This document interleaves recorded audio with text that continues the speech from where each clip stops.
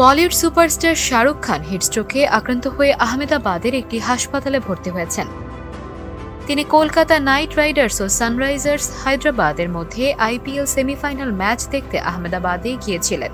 মঙ্গলবার সেখানে অসুস্থ বোধ করায় শহরের কেডি হাসপাতালে ভর্তি করা হয় তাকে। ভারতীয় একাধিক সংবাদ মাধ্যম বিষয়টি নিশ্চিত করেছে। প্রতিবেদনে বলা হয়েছে, আইপিএল এর প্লে অফ ম্যাচ দেখতে আহমেদাবাদে গিয়েছিলেন শাহরুখ খান। গ্যালারিতে বসে দলের জয় উপভোগ করেন তিনি, কিন্তু এরপরই প্রচণ্ড গরমে হিট স্ট্রোকে আক্রান্ত হন তিনি। পরে তাকে আহমেদাবাদের কেডি হাসপাতালে ভর্তি করানো হয়। জানা গেছে, আহমেদাবাদের তাপমাত্রা ৪৫ ডিগ্রির ওপরে থাকায় গরম সহ্য হয়নি শাহরুখের। কেডি হাসপাতালের চিকিৎসকদের বরাত দিয়ে ইন্ডিয়া টুডে জানিয়েছে, ডিহাইড্রেশনের কারণে মঙ্গলবার রাতেই অসুস্থ হয়ে পড়েন কিং খান। এরপর বুধবার দুপুরে তাকে হাসপাতালে নেওয়া হয়। সেখানে প্রাথমিক চিকিৎসা শেষে তাকে ছেড়ে দেওয়া হয়।